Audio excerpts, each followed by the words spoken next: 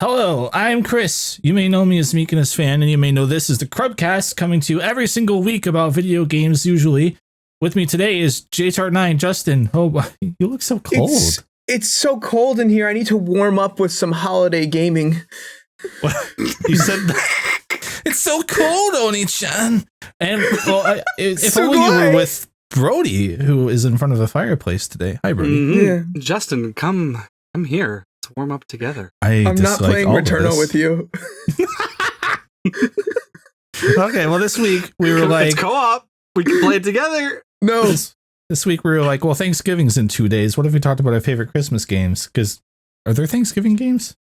Thanksgiving was months ago for me. Okay, that's true. Canadians don't have Thanksgiving the same time as we do.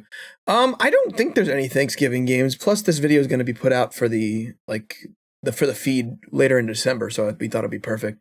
Yeah, but this way people have a year to prepare. You know, there is Pooh Bear and Funky Bunch's Turkey Double Trouble. Ooh, we double dribble? That one's real. The one that Justin said was real. Double Dribble's a real game. I was going to say we played the intro in the post show. I don't think that's the intro to the game. It could be. It could be. Who are you to say Pooh Bear and the Funky Trouble Double Dribble isn't real? You just threw out like 5 adjectives and none of them made sense together. No, it's not real. Pooh Bear is real. Trust me. It's okay. I don't believe that no. I believe Pooh Bear is real. That's established. That is real. I don't believe that there is a Winnie the Pooh Thanksgiving video game. There's no way that's real.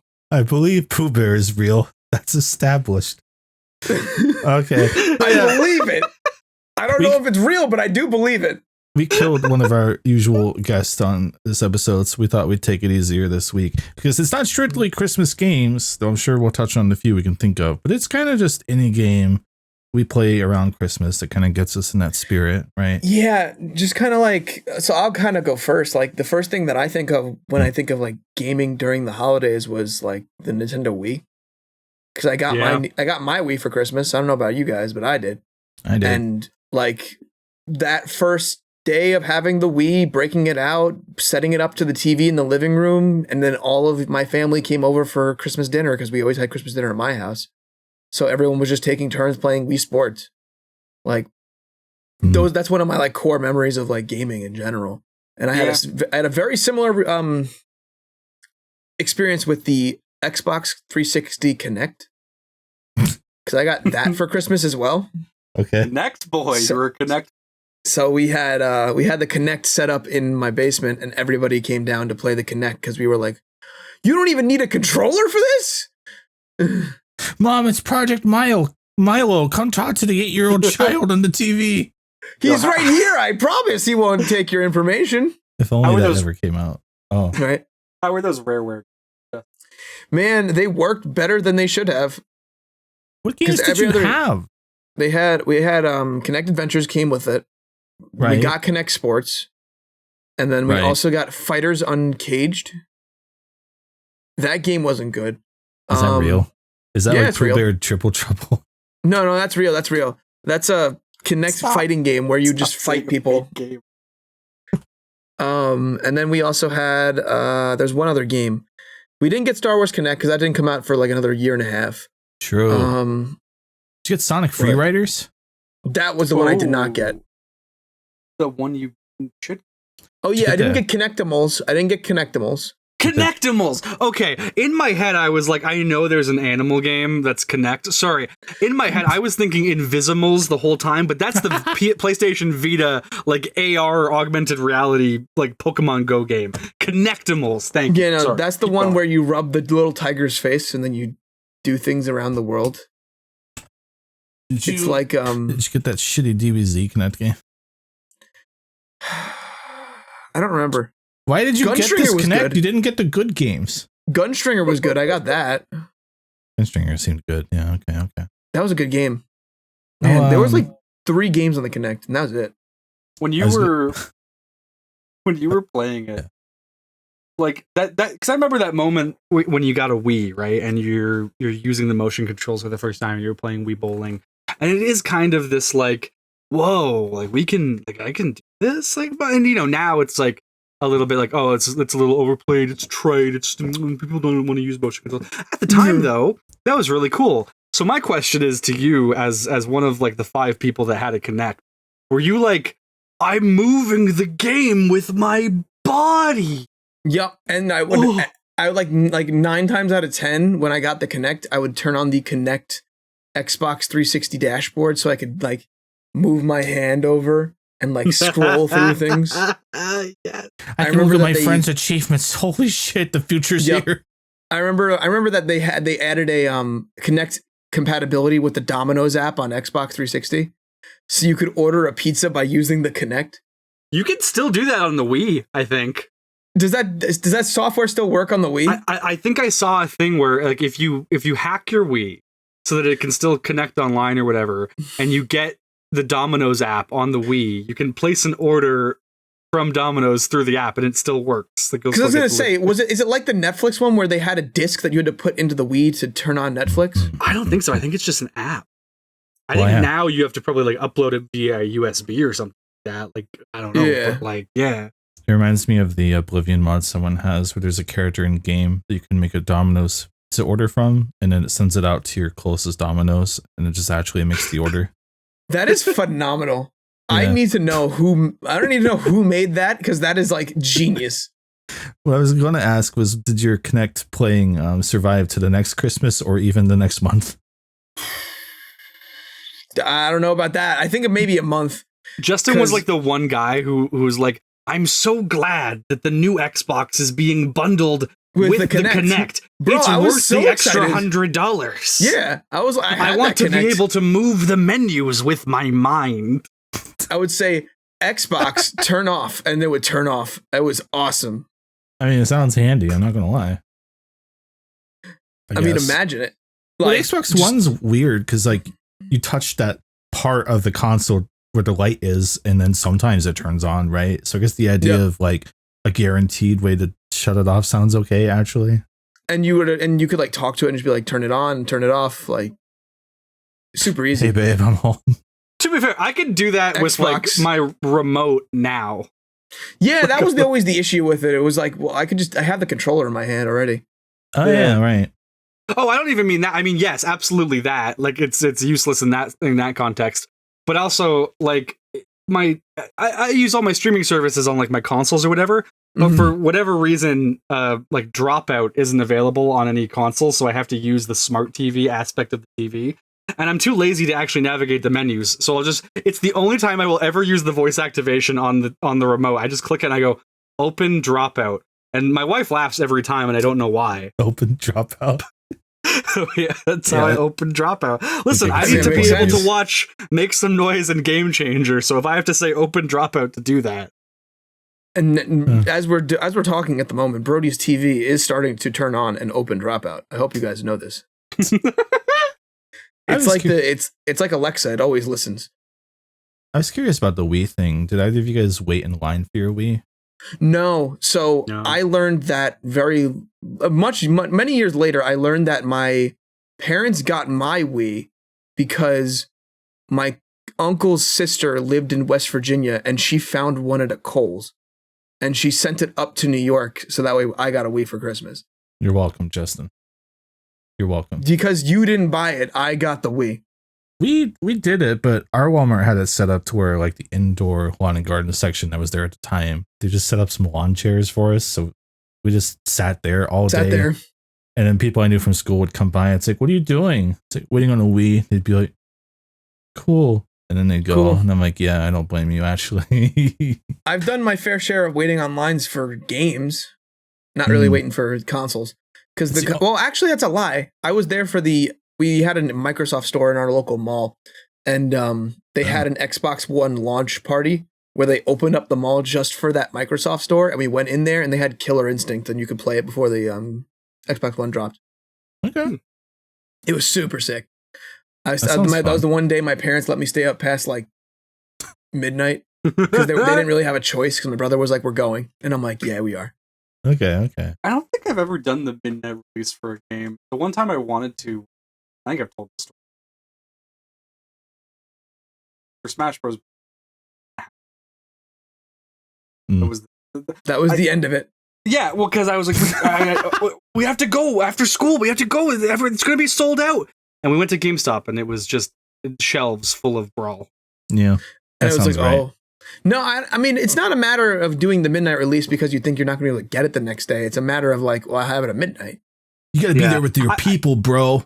I've done it for movies, right? Like, I think I saw Transformers 2 midnight release or whatever, right? I think I was in middle school.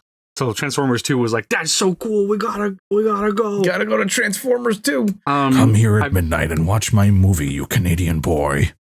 Anyway, what's this got to do with Christmas? All I was going to say, though, about the Wii is I was very anticlimactic to sit in that Walmart for like 10 hours, get the Wii, and go, wow, it's the future. And then have to wait a month and a week to actually use the thing I sat around all day for. Man, because you didn't even get to use it because you had to get it for Christmas. So you didn't get it until Christmas. Did you just like, oh, I see what you're saying. I thought you got it, but you didn't like have the money or for whatever reason you didn't like buy a game. So you're just like sat there for a month like making Mii's like, it's going to be so cool when I can use these.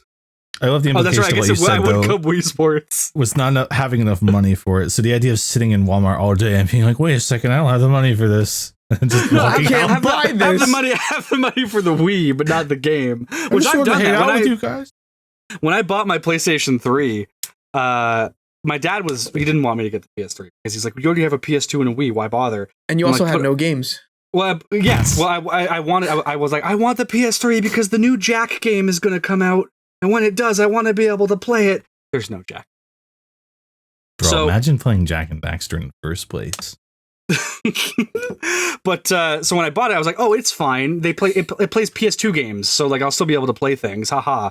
Take that, Dad. I'm spending my own money on it. It's my $400 to decide what to do with. You didn't get the backwards compatible one, didn't you? I did not know that the FATs, which were the only ones available at the time, no longer had the backwards compatibility in them. So, upset that my dad was about to have an ego boost from that knowledge, I convinced my mom to go and take me, and we bought Ratchet and Clank Tools of Destruction, which I replayed like dozens of times because it was the only game I had on PS3. What a miserable story.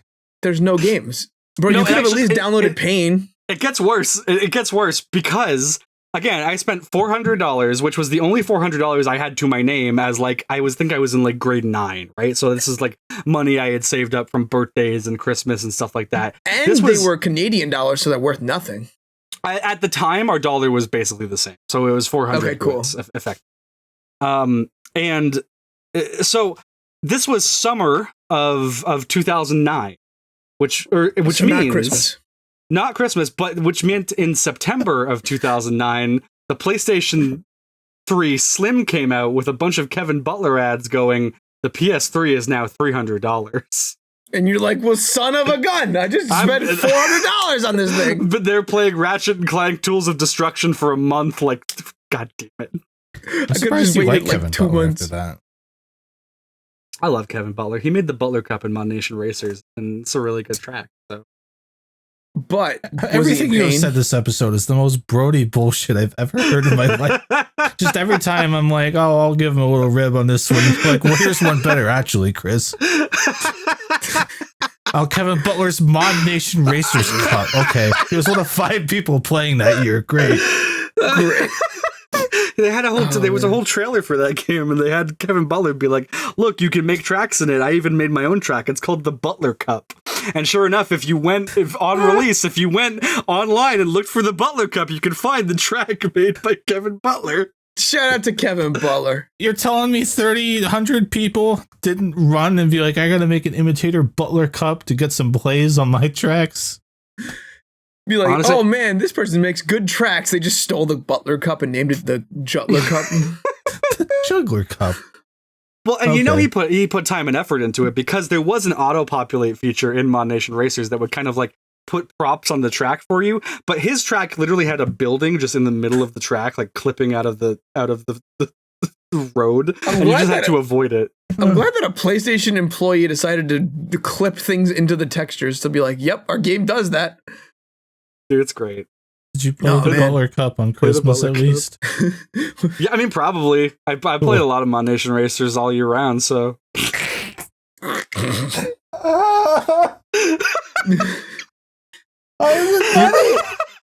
You know, I will say, one of the things that I did get for Christmas that I remember having a very fond memory of as well. I learned how to play fighting games on like an arcade cabinet when I was in like high school. And then, later on in my life for Christmas, my parents got me my first fight stick. And like, I remember like playing everything with it just to see what would work and what wouldn't work. Like I plugged it into the Switch and I played Smash Bros with my cousin on Christmas Day. And he was like, oh, if you use the fight stick for Christmas, like if you use the fight stick for Smash Bros, then I might have a chance to win. Cause I kept beating his ass. So he was like, use the fight stick and maybe you won't beat me. And then I won. And I was like, That sounds like a Justin fighting game story if I've ever heard one. Yeah, right. Look, I'm not that good, guys. Yeah, Chris, what about you? The holidays roll around. What are you playing? Well, no, I have a question for Justin about his fight stick, actually. One more. Yeah. Did you try putting it into your PS3 and playing Mod Nation Racers? I did put it into my PS3, but I was playing Persona 4 Arena Ultimax, not Mod Nation Racers. Right. The Butler Cup. I got you. Yeah. And they had the Butler Cup in Persona 4 Arena Ultimax, and all that was they made one character in the game who's a spoiler, but they gave him a Kevin Butler costume, and you had to beat him in the game, and they had boss mode, so he would be like super strong and have a lot of armor. All of that's a lie. It's crazy that they did that to Teddy, bro. It's I'm not insane. Gonna lie. Yeah. I'm just saying, every game that has user-generated content could benefit from a trailer where you watch Kevin Butler make a level. I think you should do that, Brody. You should be the new Kevin Butler. You could call it the Crubler Cup. The Crubler. If you want to fill your Crubler Cup up, and if you've listened to the last, 15 minutes, I've lost track and been like, man, more of that. You can go to crub.org if you're watching on video and get us in your audio platform things every week. If you're listening on audio forms, you can see my growing exasperation on YouTube every Friday at noon. We have a Patreon. It's patreon.com/crub. It's usually us three on there, plus the Golden Bolt, but sometimes the others are on there as well. We do Podcastamon, Mario Party, early podcast. You can spend $2 and ask us questions, and at the end of the podcast, we'll talk about it for 15 minutes. We're crashing out, boys. Let's go. You can watch Chris and I rate fish for 6 hours. Did you do that for 6 hours? Yeah, and we played Pajama Sam for 3 because I don't know how kids' games work. Don't worry about it. It's fine. Jesus Christ. Oh, did you play Pajama Sam on Christmas, though? I don't know what that thing is, but it has Bobby probably Hill's did. I played voice. a lot of Pajama Sam. The thing I play on Christmas these days, I thought it would come up earlier. Good on us. I play Christmas Nights, the one Christmas video game. Oh, yeah, that does exist. It's the universal holiday game because it'll read the date. And if it's New Year's, things change. If it's April Fool's, things change. If it's your birthday, nothing happens and it doesn't acknowledge you. It's great. It's awesome. Very good. I love saying it's the one universal holiday game when all of the Animal Crossing games exist and do exactly that. Man, Animal Crossing, right. But it's not called Christmas Crossing. You know what I mean? Yeah, you know what? That's fair. But that was my other answer. Yeah, I was in the OG Animal Crossing, you'd get the NES games on Christmas. Dude, I love Jingle. Jingle, the reindeer. You know him? Yep. Yeah. I started a new town every Christmas just to go through the quest again and feel like I was getting the furniture for the first time. It's great. Man, no, Christmas does evoke a lot of like, you either are sitting down and you're trying out every game that you got for Christmas that year and you're like testing out each one for like 30 minutes, or you're playing one new console that you got. And you keep looking over at the other games and you're like, oh, soon, but I gotta keep playing this one new one. Yeah, because oh man, like, so when do you get your game haul when you were younger? Because I don't get many game hauls anymore because I just buy every game I want when I see it. Yeah. That's true. Like, to the point where now, in order to achieve the same thing as a game haul, and my relatives are always like, come on, say something else. And I'm like, I never do. I'm just like, what do you want for Christmas? I'm like, give me money.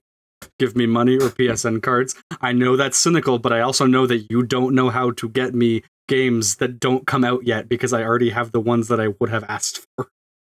Yeah. Like I'm trying my best not to like buy everything on impulse as I used to. Mainly because games are $70 now. So I'm like, it's a little bit to spend $70 on a game that's going to sit there because I'm not done with Metaphor.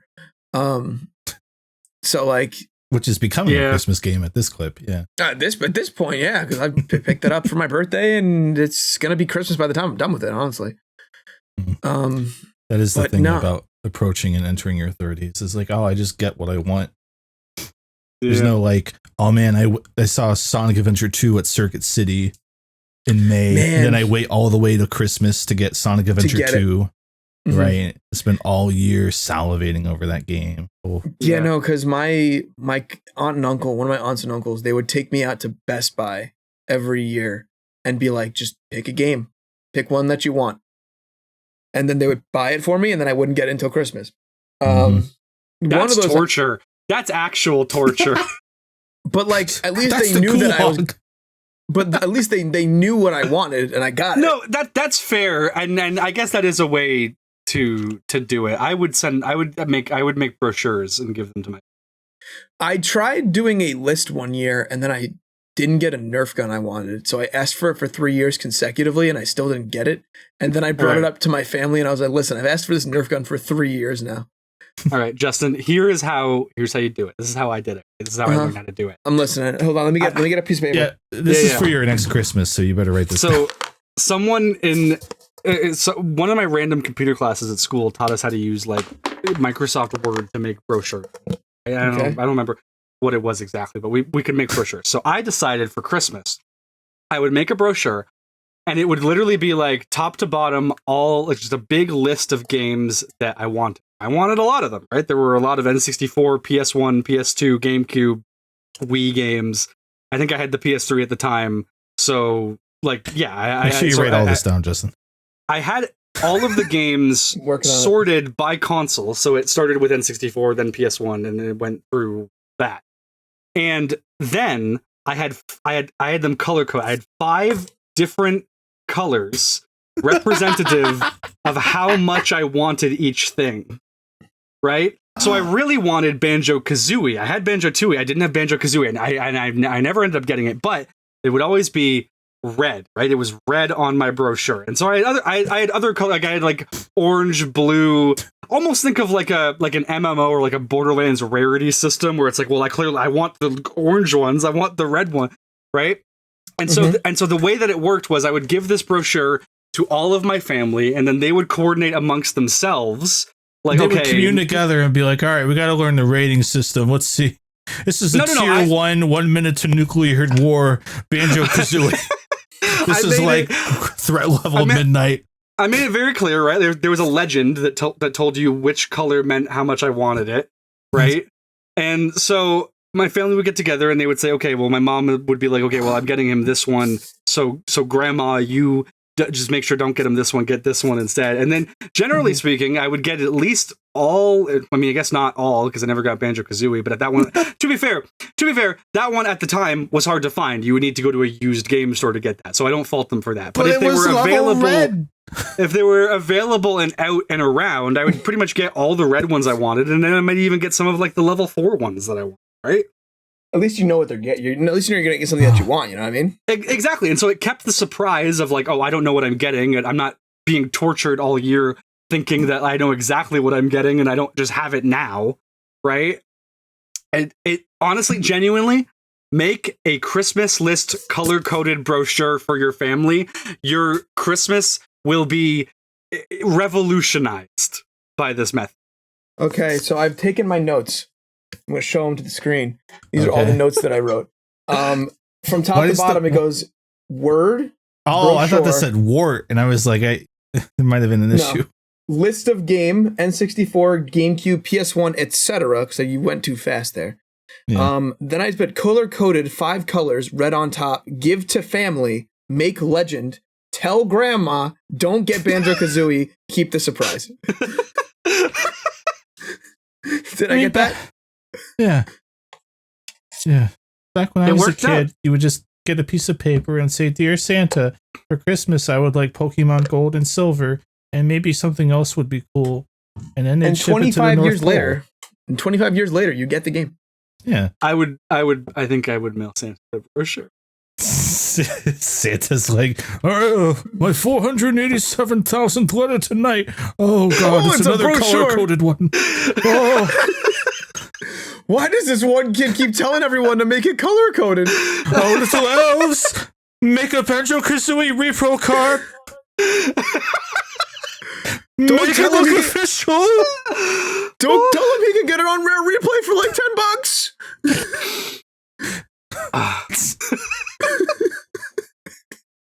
Santa, we don't know what Rare Replay is. Figure it out. He hasn't gotten Banjo for years. I never did. I ended up playing it in like somewhere like 2016 or 2018 on Project 64, right? Like that. I finally experienced Banjo-Kazooie after all those years. Is that why you like Tooie more? Yeah, because I had Tooie as a kid. Yeah, we need to fix that. No, I love Tooie. We're gonna go back in time and give child Brody Banjo-Kazooie. My friend had it. Oh, okay. So my friend, I was exposed to Banjo-Kazooie one time. I'm sorry. And it was because my buddy wanted to buy, this was like grade 3, grade 4 or something like that. My buddy wanted to buy an N64 and my uncle was selling his N64. So I thought, great. He wants $40 for it. I tell that to my friend. He gives me the $40. I give it to my uncle. I get the N64. I give him the N64. Hey, great. Deal done. Works fine. I get a call later that night, by which I mean his mom calls my mom. Oh. Apparently did not come with any of the cords.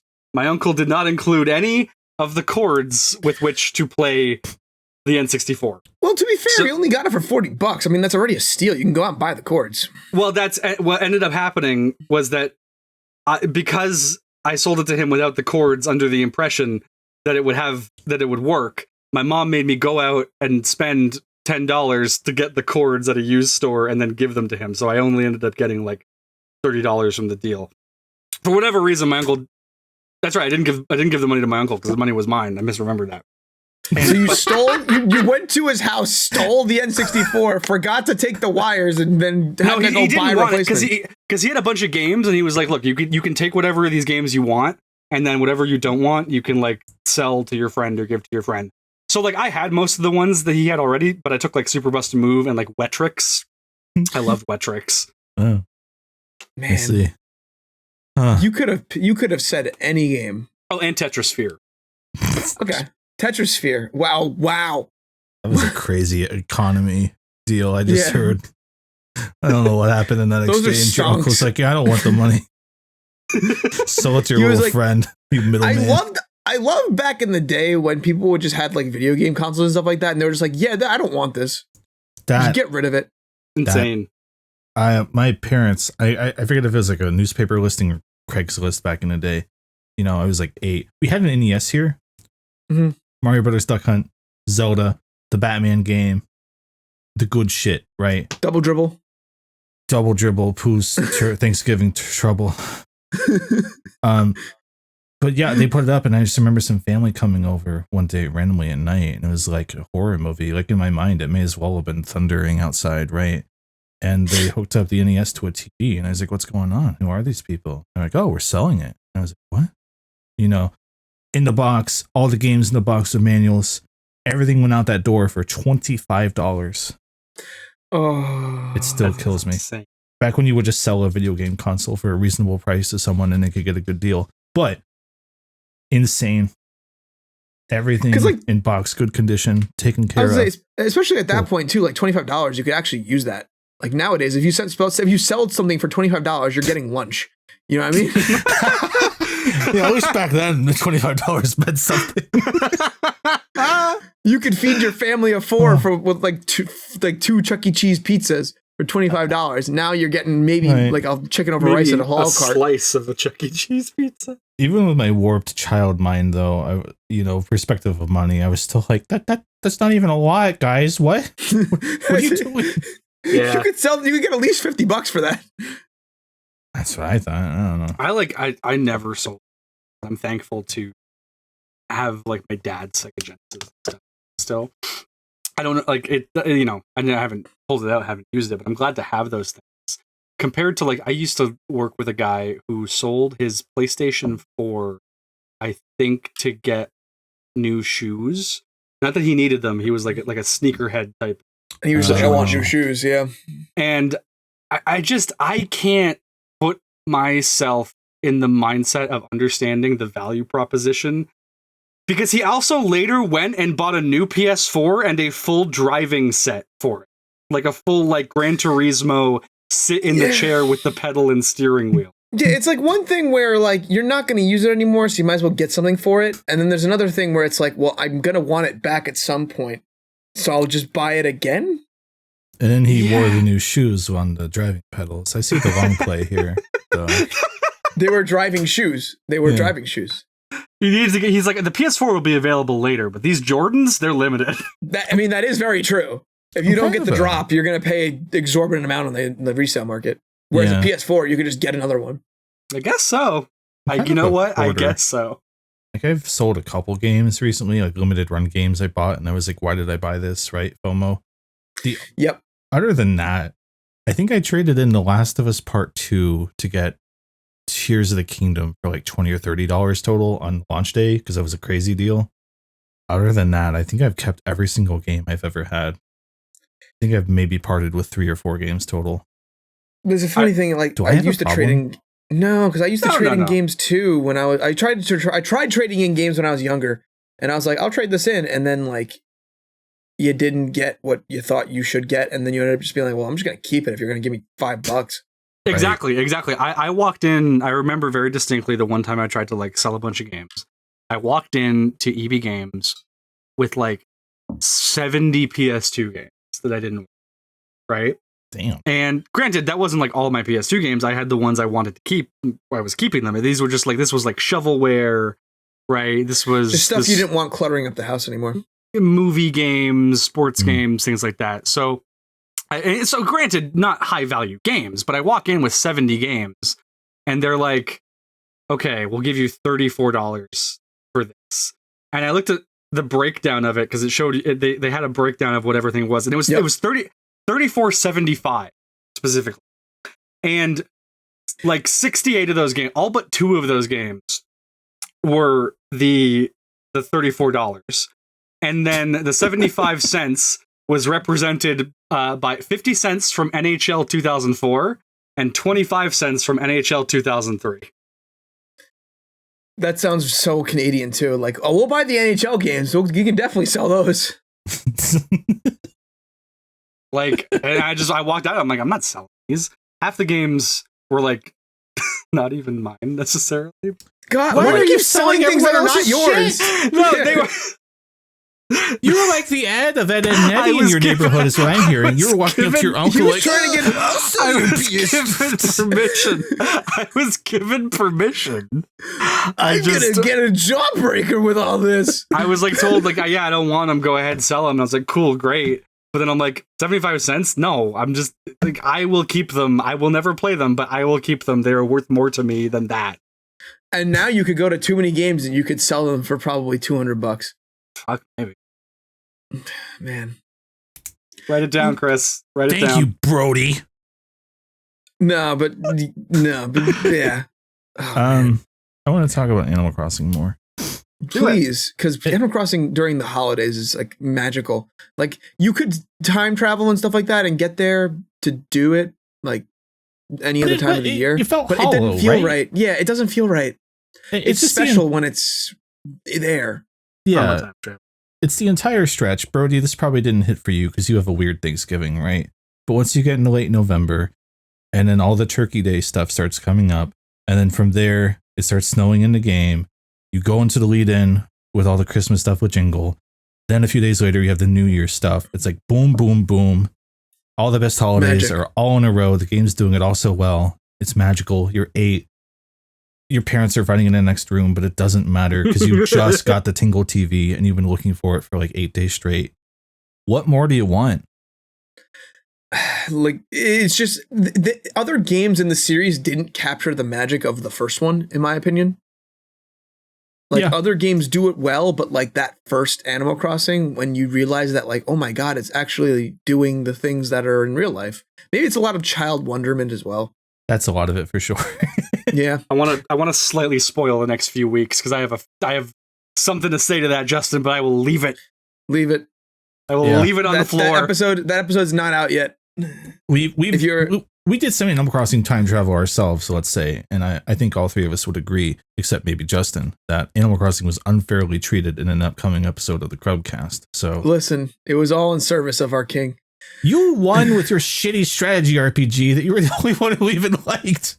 Kevin, listen. Kevin played it and was like, oh, it's kind of neat. You gotta watch the episode. Animal Crossing is an institution. And the thing that gets me,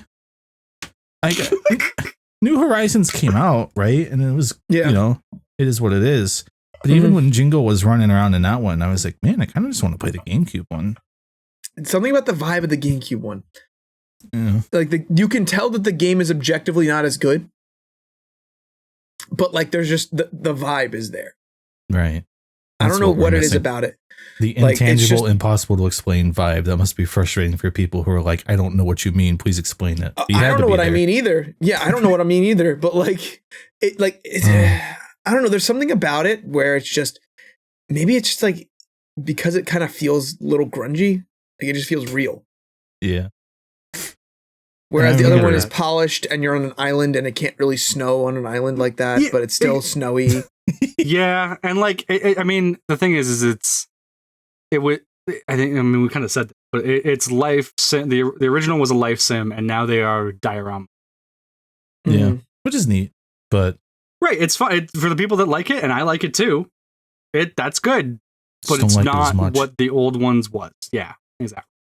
Like I was someone who every 3 months I'd ask my parents to Google Animal Crossing 2 because I just needed to know when the next one was. I think we had. And then you got Wild World. And Wild World came out like what 3, 4, 5 years later on DS. It was kind of not great. And it's a great idea to put it on mobile though, like put it on a handheld console. I loved being able to go anywhere with it. But then the holidays would come around and it's like, oh, it's Acornimer and it's Acorn Day. Go find some acorns for Acornimer. It's Tortimer, but with an acorn hat. I'm like, oh, this isn't as fun. I will say New Leaf by the end of all the updates was really good. Yeah, Wild World is the only one that I think like I'm like actively like I don't think I would ever go back to this because what's the point? Because everything that it does well that the original didn't, City Folk does better. Mm-hmm. That was why I didn't get City Folk at the time, though. Like I rented it, and I was like, "This kind of is just Wild World at home," and I guess I'd rather be able to take it anywhere. So I guess I won't get this one. I don't have anyone to Wii Speak with. Yeah. Oh my God. Oh, that is another thing I got for Christmas. I got the Wii Speak. I stuck it on my on my sensor bar for the Wii, and here's the big but. And I can't lie, I forgot to download the Wii Speak app that was a little piece of paper in the box with the Wii Speak. So the Wii Speak just did not work on my console because you needed to have the software with it. There was an app? There was an app. And the only game that didn't need the app for it was Animal Crossing. So I connected with my cousin to talk to each other while we were playing Animal Crossing. And it sounded like the worst microphone I have ever heard in my life coming through speakers of a 2002 CRT TV. It was magic. Magic. The beginning of technology, man. Now, cover your ears, Brody, but I remember playing Little Big Planet over PS3 voice chat or PS4 voice chat or something with someone and having a very similar experience of like constantly having to ask who I was playing with to say what they said again because I couldn't understand them. And then her brother was also in the room talking and I couldn't hear him, so I had to keep going like, what? Yeah, I mean, I never voice chatted again until we played Apex. God, was that really that long? Yeah. It was like, wow, I don't think I like online gaming. This sucks. That's actually crazy because it's almost like I would say Little Big Planet is what got me to talk to people online in games. Because I got that for I think Christmas 2009 or around then. Same, bro. Assassin's Creed 2 and Little Big Planet Game of the Year edition on the PS3 Slim 1. Hell yeah. I did get Assassin's Creed 2 for Christmas one year, but I got it the same year that Brotherhood was out. So I also got Brotherhood in the same on the same Christmas. So I was like, cool, great. I have 2 of these to play. And I got to the end of AC2.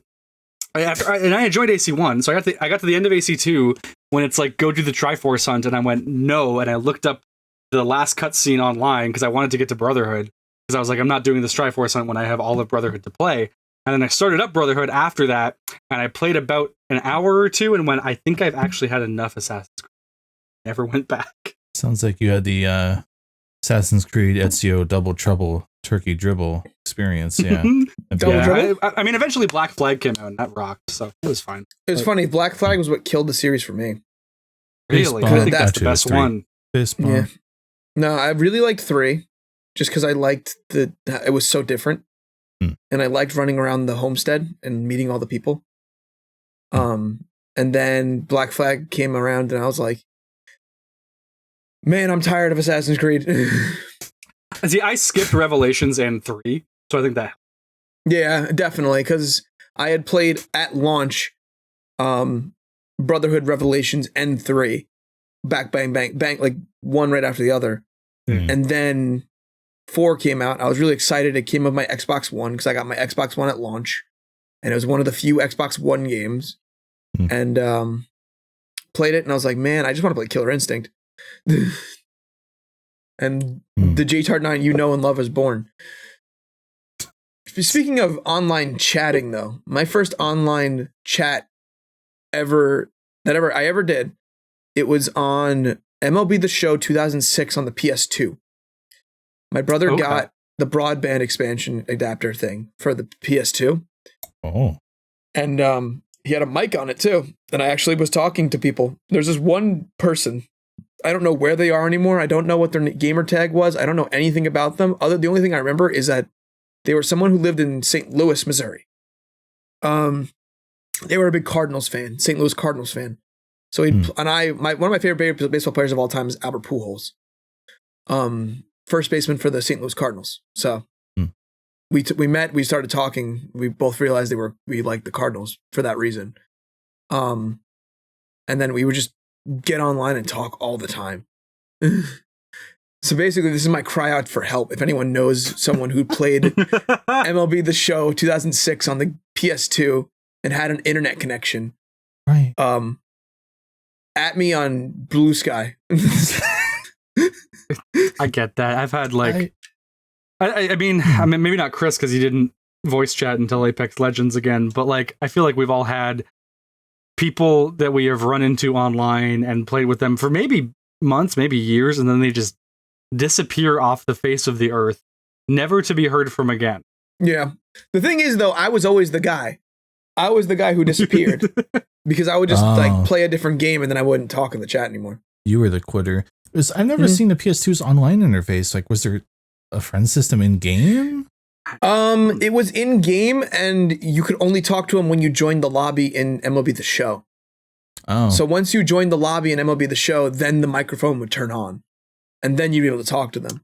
That would make it harder. I mean, PS3 didn't make it easy because you couldn't do like you did on Xbox where you could be voice chatting and playing different games. Yeah, the party system isn't really a thing until Xbox 360, which was great.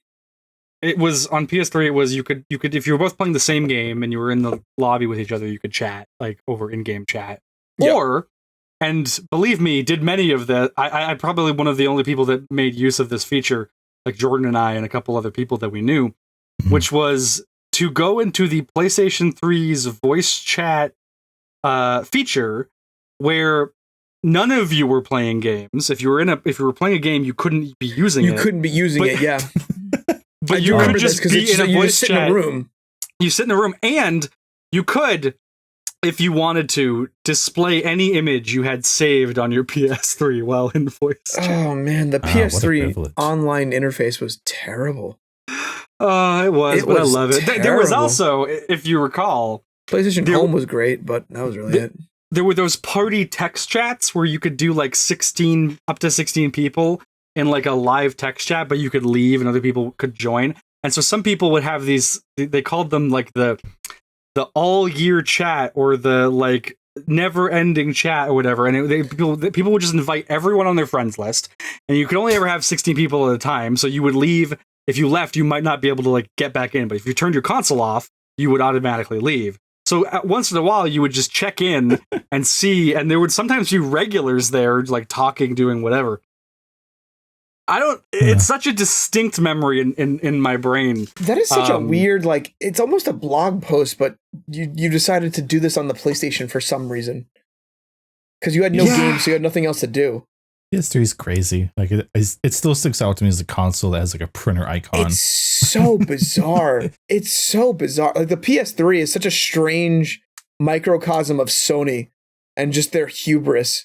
I love it. I wish they would go back to it. Like, I love the XMB menu. I love all the features it has compared to like PS4. Like, it was feature packed because people bought PS2s to be a DVD player. So they were like, well, if people bought the PS2 to be a DVD player, then maybe we could do the same thing with a PS3 and have everyone buy it to be a Blu-ray player. They might want to print out these chat rooms, so we better put some printer functionality in this bitch. Don't print out the chat rooms. Listen. Sony might do that on you, and they might not. They might just not tell you. My version of this, which I think I'm not old enough to say that our younger audience may not relate to this as much. My version of all of this was message boards back in the day, right? So yeah, I never was on message boards at all. So this is on foreign the to Chow me. message boards in the mid to late 2000s. You know, talking about Chow from Sonic, right? Yeah, Chris, I think the single funniest thing you may have ever said to me was a few nights ago where I was saying some dumb shit and you were just like, Brody, I would have blocked you on the Sonic forums. I mean, look, I'm pretty liberal with it, but you know, back to, like, you know, similar to the main topic though, right? We would get together on holidays, you know, if someone didn't have like a good home environment or something, right? So we'd all hop in like a Skype group. We'd watch like the Macy's Thanksgiving Day parade and stuff like that around this time of year, right? And it's always wholesome. And I kind of think back, and it's what you said about these people going off and you never hearing from them again. Where I'm like, I don't know where any of those people are now. Like, I know one person who I met back then. They're kind of still around, right? But everyone else, I have no idea. Yeah. That's why we need Shao to come back. It is one of those things. Like, I played Habbo Hotel. You know Habbo Hotel?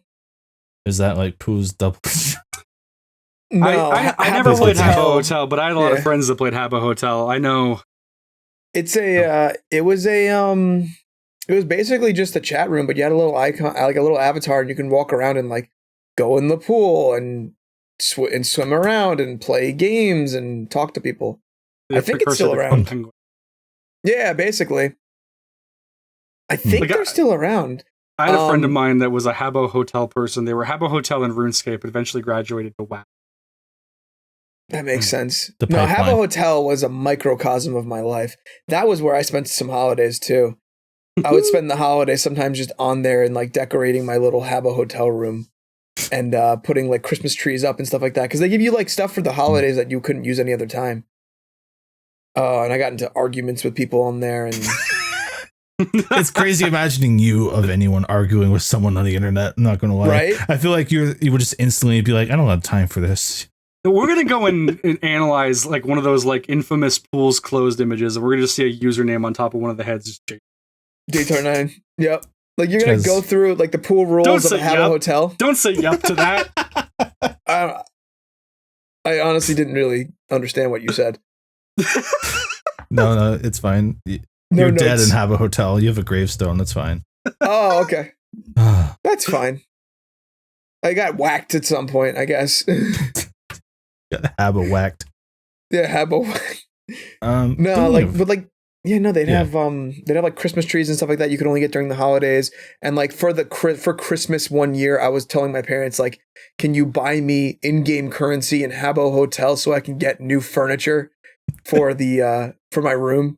Because like, what on earth are you saying to me right now? Yeah, because like for a certain point of Habbo Hotel, they didn't like the only way you could get furniture. I don't know if it's still the same way, but the only way you could get furniture for your room is if you paid for it. But like some people would do like things where you could just walk into a room and be like, "Hey, what do you want?" and they would give it to you. And so I like made like a whole like hodgepodge of collection of furniture and stuff like that, but just like generous people online. And then Christmas came around and I was like, it's my time. I can finally get Habbo Hotel currency. This sounds like the few weeks I spent in Gaia Online back in my forum days. Not gonna lie. Right? Oh, I thought it was so cool. You had a little anime avatar and you could walk in to a fake theater and watch movie trailers. And I was like, wow, the future really is here. I mean, that was the metaverse. That is the metaverse. Yeah. That is the metaverse now. The closest thing I had to any of this was PlayStation Home. I played PlayStation Home a good amount of myself. I loved PlayStation Home. I didn't know the central conceit of PlayStation Home for a very long time. I just liked the idea of the MMO type go in. Like Jordan and I would go in and we would play chess at the mall, and then we would go do the buzz quiz trivia mini game. That really was your metaverse, huh? It really was. I spent besides Little Big Planet, it was the only like game I bought any like DLC in for a very, very, very long period of my life. I spent 50 cents because I had like 50 cents left in my PSN account. I spent 49 cents on a Dr. Nefarious head that my guy could wear. So he could just go around, but he had Dr. Nefarious's head. Yeah. That is the most Brody thing I've ever heard. And I've listened to a lot of Brody things today. This might be the Brodiest episode we've ever had. I'm not going to lie. Even more than the solo one that I did. That's right. You did a solo episode when we were all hanging out in person and you weren't there. It's one thing to have the madness contained, but it's another for it to be able to sound off and magnify. I didn't know for many, many years that the actual idea behind PlayStation Home was that you were to go in it and have an MMO from which you could launch your games. Yeah, it was basically supposed to be like the main menu, but instead of it being a main menu, you'd like walk into an MMO and it would you could find the settings thing and like toggle your settings on your console. Genuinely, I would love that. I would engage with that, but I would want them to do it in a way where you did not have the option to do otherwise. That's you boot up your PS3 and you're in so PlayStation Home and you have to be there and you have to walk through the arch. You have to walk through the arch like you're Spyro going to a new realm to boot up Mod Nation Racers. What if you had to walk through the arch to access the XMB? Hold on, guys. I got to print something. I'll be right back. Let me walk down the hallway to the left and not remember which side it's on. Because I don't know what the hell I'm doing here. Back to holiday time. Another thing I like, cozy-wise, I'm wearing the Stardew Valley drip today. It and Harvest Moon, Friends of Mineral Town had seasons. And especially in wintertime, I don't remember about Stardew Valley, but Friends of Mineral Town would like stop having music sometimes and just kind of have the sound of like your footsteps crunching through the snow as you went around. Very good snow game. I don't think Christmas was a thing in it. If it was very subdued, but there was a period in my life where I would keep because I was given a very legal copy of Visual Boy Advance on my Pentium PC, right? So I kept a save file of wintertime. So that way when winter would come around, I could go to it, because otherwise you got to play through the entire year, right? Yeah, because you start in the spring, obviously, because it's a farming game, so they want you to start at peak, like growing time. Imagine you don't Harvest Moon where you start in winter though. Winter, it's like you can't do shit. You don't have a green room yet, so you can't really grow anything in there. I like the idea of starting you with just a barren wasteland. You can't grow anything. You have to go out and fish. That's the only way you can make money. It's like that Uncharted 4 pitch we kept talking about recently, or the early version where it's like Nathan Drake's not going to get a gun till halfway through the game. It's very like Sony sad dad core of like, here's a farming game where you can't farm for 10 hours. Oh man. I mean, to be fair, that's kind of walking around. It's kind of how Wonderful Life is. Wonderful Life. It takes you like 3 days to get started. Tutorial is so long in that game, which makes it a little difficult to go back to, and I wish it wasn't as hard to go back. Maybe they fixed it. I don't like how the remake looks. Well, they did remake it. That's right. They did remake the game. I bought it. I haven't played it yet. Yellow Moon. I want to buy it. I want to buy it because I also know that like Becca likes Stardew Valley and stuff, so I think she like that game a lot. I was like, it did pop up on Woot for like $10. Yeah, but I also have I have the original like the PS2. Well, I have the anniversary edition on the PS4. It's so slow. I tried playing it, and it's painfully slow. It's specifically the Anniversary Collection too, because that game lags. It's kind of game that makes me wish I was like 8 again and had unlimited time. Because back then I remember thinking like, I'm a kid and this is slow, but I have nothing else to do, so that's fine. But as an adult with a bad attention span, that will not work. Yeah, when I'm getting blasted in the face by 15 YouTube shorts. Oh, it's Nico. like, yeah. No. I actually have a 55 minutes into this episode, I have a story about a game I got for Christmas. Okay. Well, what threat level was it? I believe it was a red. Because now it was Super Mario Galaxy, the first one. Game. And I got it for Christmas, and I had a week left. I had 7 days left of my Christmas vacation from school. And I remember it's probably my most distinct Christmas memory in general, because I remember I was in the living room and I grabbed like one of the comfier chairs and I put it directly in front of the TV. And I basically sat there for 7 days. And in the first 5 days, and on the 8th day, I was reincarnated as Brody Christ. For the first 5 days, I played through the game and I got all 120 stars as Mario, only to have my little child mind broken. And on the 8th day, Luigi rose up and said, "Who do the people say I am?" On the 5th day, you are. Luigi rose up. Because the next 2 days were spent getting all 120 stars with Luigi. And I thought to myself, wow, that took way less time as Luigi. He's the better character. Now, obviously, it's because I already knew what was going on. I knew how to do everything. So I was able to do it in a much quicker time span. But I was like, well, Luigi runs a little faster and he jumps a little higher. So clearly he's better. And then you did it again. And then it gave you the sacred third message of you can now play as Waluigi. Oh, I wish. Mario 64 DS, man. I wish. And then you woke up from your fugue state and you realized you hadn't touched Mario Galaxy yet. You were just passed out in front of the TV. Yeah. Why do I smell like pizza pockets? I played all of Mario Galaxy in like my Jacob's Ladder moment before I died. Yeah. Justin, what was your favorite game you ever got for Christmas? Oh, that's a great question. Like, as hashtag gamers, there is always the one Christmas game that we got. I got Shrek Super Slam. That one sticks out of my head a lot. Okay. I got it for the Nintendo DS, so it was even shittier. So that was pretty funny. My favorite game I ever got for Christmas, though, Mario Party, always up there, because I got Mario Party like every year for the GameCube from my from that one. A repeat offender. Okay. From that one aunt and uncle, they would take me out to Best Buy and be like, "Oh, the new Mario Party's out. I want that." Okay, I love the idea that it's the same Mario Party. No. They also got me 1,000 Year Door. That was pretty great.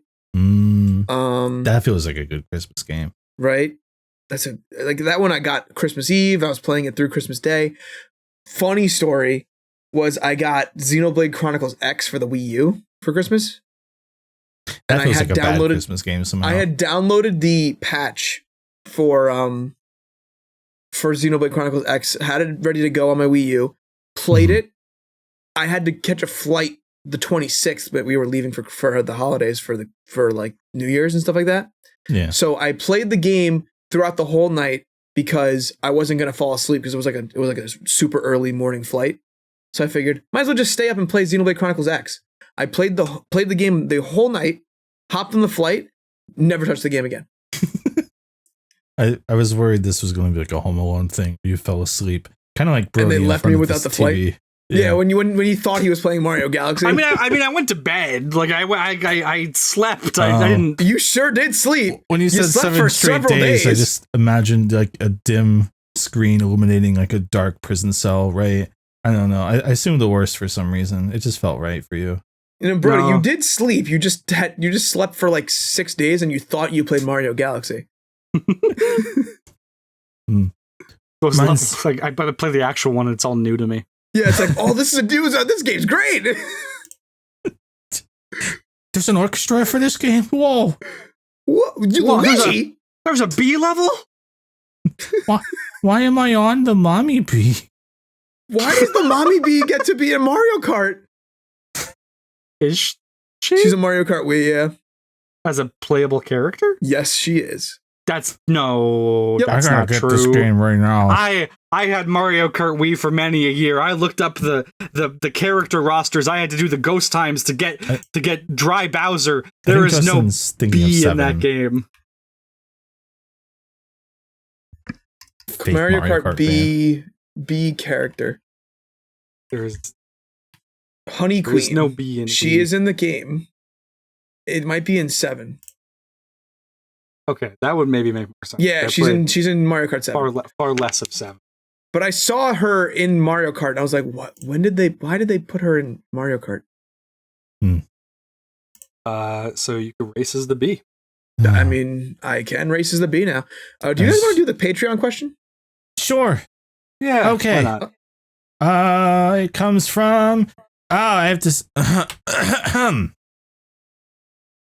Thank you for listening to the episode. Yes, you can send in a Crubscriber question of the week. If you sign up to our Patreon for $2 a month or more, I think in the introductory "thank you for giving us money" post, there's a link. It's also pinned. So anytime you go to the Patreon, you can find it there. It's also on our Discord Crubscriber updates channel, pinned in the Discord if you are in there as a Twitch member or YouTube member. Okay, and you can send in as many questions as you want. This week's comes from Erkman1, who says, what harmless conspiracy theory or theories do you believe? For example, the movie Sonic design was only bad initially to grab attention. Nintendo hired the actor that played Kevin Butler to do that Mario Kart commercial just so Sony would fire him for breach of contract and not have Kevin Butler as their mascot. Because they knew he was too fierce. He was too good. He's the single best advertising campaign they ever had, and Nintendo couldn't take it, so they hired him to do Mario Party or Kart, whatever it was. I could believe that. Can you? No, but I could. I mean, it could be real. Reggie greenlit it. Reggie signed the papers that said kill Kevin Butler. Reggie Fils-Aimé said, I needed to Fils-Aimé. I don't know what that means. But you could have said, like, I needed to please me or something, but you I need Kevin Butler I needed to fill me. Fill me, Kevin Butler. I'm glad we have that audio, like, what's it called? Isolated. There we go. Yeah. I'm glad we have the isolated. Yeah, I'm glad we have the isolated audio of Brody asking Kevin Butler to fill him. Kevin literally popped in and said, this is the most Brody thing, because I just clicked back in and I was going to type to him, you've heard nothing yet. And as I was forming the thought, Brody says, please fill me, Kevin Butler. And to be clear for audio listeners, I'm talking Kevin the Golden Bolt, not Kevin Butler popped in chat. Though I think we could get him. I just want to say. We could pull Kevin Butler. We should do it. What's the actor's name? Kevin Butler. Kevin Feige. Kevin Feige. Because what I want to know, like, it had to have crossed his mind, right? He wasn't like, oh, this is another gig. He's like, well, this is the competitor. Yeah, well, whatever it was he was doing, it was a direct breach of contract for he had to have known. It sounded like whatever marketing company he was with at the time was just like, oh, we're doing a commercial for Nintendo. You'll be in the thing because you're in our commercials, right? Something like that is what it seemed like from honestly insane years ago. It's insane from Sony's perspective to then see how well that campaign was working for them and go and to fire him over that. Like, I get it, breach of contract, but like it was so effective. He took the PS3 from like flatlining and actually made it like a success by the between him and them like slashing the price of the PS3 and actually putting games on the thing. His debut commercial, I believe, was that commercial where he was like, the PS3 is now $300, and I went, my dad's gonna kill me. I have an update. Welcome to our new segment, Correction of the Week. We call it COTW here live on the Crubcast. For $2 a month on Patreon, you can send in a post and tell us what we got wrong. Today's correction of the week, that's a lie, comes from the Golden Bolt, who said, the ad was for tires. They just gave away a Wii. He was also signed to a different marketing agency. Sony had already swapped agencies a year before that. So, Brody, why are you telling lies on our podcast? Well, it's a conspiracy theory that he believes in, and he still believes it, even if it's not real. Kevin, the Golden Bolt, not Butler. Kevin, the Golden Butler, is part of big. Yeah, You know, he has been given product. He's part of big conspiracy. He has been given free product from Sony. I don't know. He's kind of peddling some stuff right now. That's all I'm saying. The man has 8 dual senses. You really trust his word on what happened to Kevin Butler? Pretty interesting. He just happened to be listening right now and came in to distill the narrative, bro. Yeah, there's bird flu in my milk. What about it, bro? See you in a year when I'm dead. That's my conspiracy theory. I have one conspiracy theory that's not real, and it's definitely not real, and it has no bearing on anything. My conspiracy theory that I believe in is that Michael Jordan is Jimmy Butler's dad. What does that mean? There's a basketball player named Jimmy Butler. That makes more sense. Okay. He's very renowned for any relation? Not knowing who his father is. And I know who his father is. It's Michael Jordan. No, look at the last name. Come on. Yeah, Michael Jordan. Kevin Butler. Kevin Butler's his dad. For some reason I thought you said Jimmy Buffett, and I was like, Jimmy Buffett. How would Michael Jordan be his dad? Oh, he's still alive. Still? Jimmy Buffett? Didn't he die? You can't say that. He's dead. No, you know what? That's the conspiracy now. Jimmy Buffett's still alive. He's on the moon like Elvis. Right. I mean, he's like managing a stock portfolio from the cheeseburger restaurants up on the moon, right? Here's what I believe in. This was passed on to me when I was 7 by my neighbor. Sonic and Melee? Sonic and Melee. Professor Oak and Ash's mom live on the moon, and that's where all the Pokemon are. And someday we'll get there and find out that Pokemon are real. Pardon? Ooh. That was what my neighbor told me, and I was like, that's crazy. And I remember looking up at the moon like, wow, good job, Professor Oak. There's Pokemon up there. There's a Jigglypuff up there. That really reminds me of like when I've been watching something like One Piece, and I may have imbibed some kind of material which would make the thinking process a little wonky. And I'm watching One Piece and I'm thinking to myself, the 100-year void century that Oda's going to finally reveal is actually going to be the history of the Earth and the real things that happened that we don't want they don't want us to know. He's kept it hidden all this time for 25 years because he knows when he reveals it, he needs the highest level of audience so that people will believe him. Is Bros playing Void Bastards? What did you say? I like that you think that the mangaka for One Piece has the secrets of the world. He knows that he's just been waiting. This was not an in-universe thing. This was... He knows the secret to the Earth's core. Well, in universe, there's 800 years ago, there's 100-year gap in their history that they have no records of. And I think that it's because that's the real world and he's going to reveal the real records.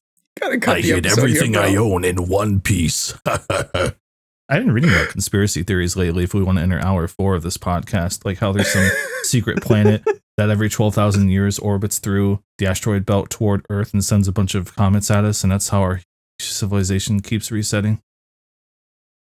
We're resetting? I like the one... Bro, I can't reset yet. They haven't released Last of Us 3. I'm still waiting on Neil Druckmann's conclusion to the masterpiece opus. I like round flat Earth. Round flat Earth is my favorite. What does that mean? Well, because one of the more common flat Earth things is that it's, Earth is flat, and then there's a ice wall barrier that would keep that the government will kill anyone that goes near because they don't want people to know about the ice wall that's all around flat Earth, because you could just keep going and going and going if whatever. And then when asked to explain a bunch of other things like celestial bodies or or basically just ask what's past the ice wall, some people that believe in flat Earth not saying I'm one of them, but I'm just saying because I think most people that think flat Earth think it's flat, but the funniest people that believe in it will also say, well, past the ice wall, it's actually a big round globe, but it's all ice, and our inhabitable Earth is a small flat portion of that, and if you go past the ice wall, that is a bigger globe. So it's that it's flat, but it's not flat. And it's so humongously round that it would just break our perception. Yes. I love living. Because the UFO alien thing that's been happening in our government, right? So I've been reading into some nonsense bullshit because I'm like, yeah, this is fun. Like, oh, maybe aliens are from the ocean. I'm like, yeah, whatever. I could at least see like, oh, that may need to be kind of frog in the pot of boiling water to humanity, right? Maybe you need to inch our way toward that. But just the idea of like, oh no, our Earth's a lot bigger than we thought. It's just all ice. I wish Nico was here tonight. Okay, I think that's our episode. Yep, that's I can't top that conspiracy theory. Like I actually have one that kind of almost combines all three that we've just talked about. Nope. Kevin Butler is ruler of Antarctica, and Antarctica is the gateway into the rest of the ice worlds where he is the king.